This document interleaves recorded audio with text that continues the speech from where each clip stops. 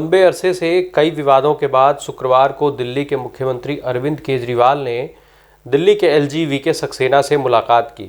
लेकिन इस मुलाकात के बाद सरकार और एलजी के बीच टकराव जो है वो और बढ़ गया। माना जा रहा था कि एलजी से मुलाकात के बाद दिल्ली सरकार और एलजी के बीच चल रहे मतभेदों में कुछ कमी आएगी, पर हुआ इसके उल्टा।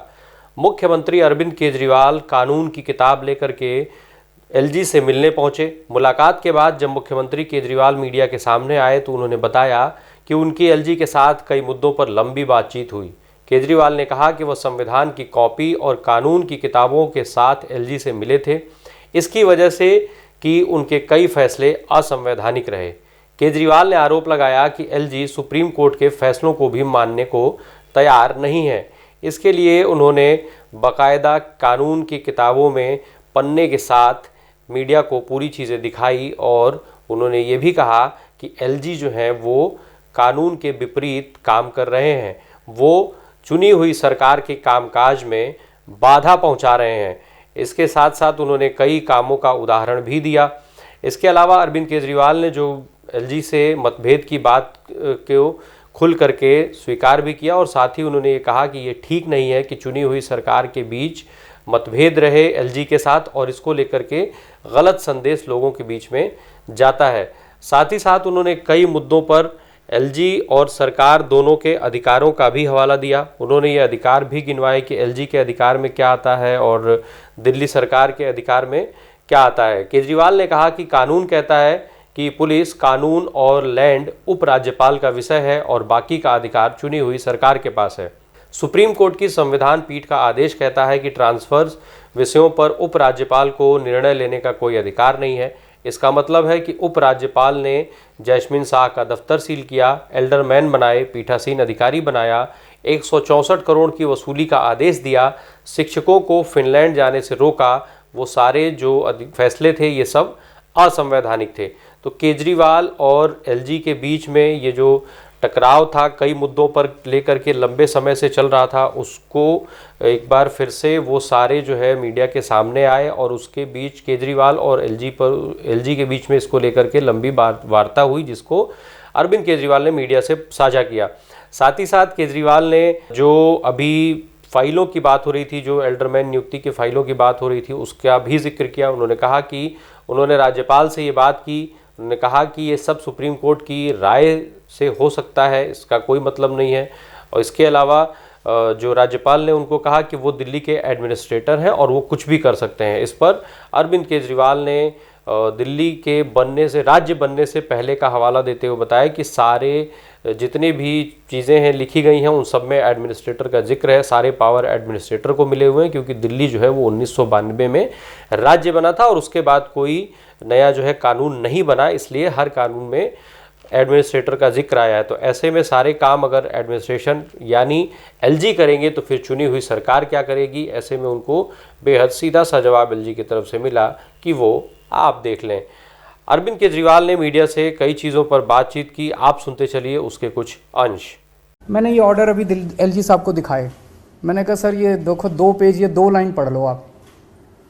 अब मेरे को बताओ, जब सुप्रीम कोर्ट साफ साफ कह रहा है कि आपको कोई आदेश इंडिपेंडेंटली पास करने की वो नहीं है, आज़ादी नहीं है, तो आप कैसे पास कर रहे हो? तो एलजी साहब कहते हैं ये सुप्रीम कोर्ट की राय हो सकती है। तो मैंने कहा क्या मतलब? कहते हैं संविधान में लिखा है कि मैं एडमिनिस्ट्रेटर हूं। एडमिनिस्ट्रेटर कुछ भी कर सकता है, किसी भी विषय पे कर सकता है। मैंने कहा सर इसका क्या मतलब हुआ? कहते हैं कि अगर मुझे लगेगा कि सरकार कुछ गलत काम कहीं कर रही है तो मैं किसी को भी कोई भी आदेश दे सकता हूं। मैंने कहा सर ये रिजर्व सब्जेक्ट, ट्रांसफर्ड सब्जेक्ट कहता है, इसका कोई मतलब नहीं है। मैं एडमिनिस्ट्रेटर हूं। एडमिनिस्ट्रेटर किसी भी सब्जेक्ट के ऊपर किसी भी अफसर को कोई भी आदेश दे सकता है, ये मुझे पावर है। तो मैंने कहा सर कल को मान लीजिए प्रेसिडेंट ऑफ इंडिया कहती है कि मैं मोदी जी के काम से खुश नहीं हूं और वो गलत काम कर रहे हैं, तो वो आदेश दे सकती है? कहते नहीं, वो अलग है। दिल्ली के केस में मैं एडमिनिस्ट्रेटर हूं और मैं सुप्रीम हूं और मेरे को सारी पावर्स हैं और ये सुप्रीम कोर्ट की राय हो सकती है, इसको मैं नहीं मानता। मुझे काफ़ी शॉकिंग लगा जब उन्होंने ये कहा। फिर मैंने उनसे पूछा, मैंने कहा सर आप चीफ सेक्रेटरी से सीधे फाइलें अपने पास मंगाते हैं और चीफ सेक्रेटरी को सीधे फाइलें आप नीचे भेजते हैं। सरकार जो है वो ट्रांजैक्शन ऑफ बिजनेस रूल से चलती है, ये ट्रांजैक्शन ऑफ बिजनेस रूल्स हैं। मैंने उनके सामने रखे, मैंने कहा सर इसमें कहाँ लिखा है कि आप सीधे चीफ सेक्रेटरी को फाइल भेज सकते हो या उससे मंगा सकते हो। उन्होंने फिर कहा कि ये रूल्स मेरे ऊपर लागू नहीं होते, मैं किसी भी अफसर को कोई भी फाइल भेज सकता हूं, किसी भी अफसर से कोई भी फाइल मंगा सकता हूं, किसी भी अफसर को कोई भी डायरेक्शंस दे सकता हूं, मुझे कोई। तो फिर उन्होंने कहा, मैंने उनसे पूछा कि ये जो एल्डरमैन का आपने ऑर्डर किया ये आपने कौन से कानून में किया? तो उन्होंने कहा कि उसमें लिखा हुआ है एमसीडी एक्ट में कि एडमिनिस्ट्रेटर शैल अपॉइंट एल्डरमैन। तो चूंकि एडमिनिस्ट्रेटर लिखा है तो मेरी पावर है। तो मैंने कहा सर आज मैंने पूरी रिसर्च की है, दिल्ली का एक भी कानून ऐसा नहीं है जिसमें एडमिनिस्ट्रेटर ना लिखा हो। एजुकेशन एक्ट में एडमिनिस्ट्रेटर लिखा है, डीएमसी एक्ट में एडमिनिस्ट्रेटर लिखा है, पानी के एक्ट में एडमिनिस्ट्रेटर लिखा है, बिजली के एक्ट में एडमिनिस्ट्रेटर लिखा है, हेल्थ के एक्ट में एडमिनिस्ट्रेटर, हर जगह एडमिनिस्ट्रेटर लिखा है। क्योंकि दिल्ली तो राज्य 92 में बनी थी, उसके पहले तो एडमिनिस्ट्रेटर ही होता था दिल्ली के अंदर, तो सारे कानून तो उसके पहले के चले आ रहे हैं, उसके बाद तो कोई नया कानून बना नहीं है। बिजली में भी, पानी में भी, सड़क में भी, सब में एडमिनिस्ट्रेटर लिखा है। तो कहते हैं सारे फिर मैं करूंगा। तो मैंने कहा फिर सर मैं क्या करूंगा? तो कहता वो आप जानो। तो चुनी हुई सरकार क्या करेगी? मैंने कहा सर फिर तो ये जो संविधान की पीठ का ऑर्डर है, ट्रांसफर्ड सब्जेक्ट है, रिजर्व सब्जेक्ट है, इसका कोई मतलब ही नहीं बचा, फिर तो सारे काम एडमिनिस्ट्रेटर करेगा। उनकी अंडरस्टैंडिंग यही है कि एडमिनिस्ट्रेटर का मतलब सारे काम वही करेंगे। मैंने उनको फिर बताया कि पिछले 3 महीने में लगभग सभी डिपार्टमेंट्स में सारे ऑफिसर्स ने सारी पेमेंट्स रोक दी हैं। दिल्ली सरकार में जल बोर्ड की सारी पेमेंट्स रोक दी गई हैं। नतीजन कई एसटीपी बन रहे थे हमारे, कई वाटर ट्रीटमेंट प्लांट्स बन रहे थे, सबकी कंस्ट्रक्शन रुक गई है दिल्ली के अंदर।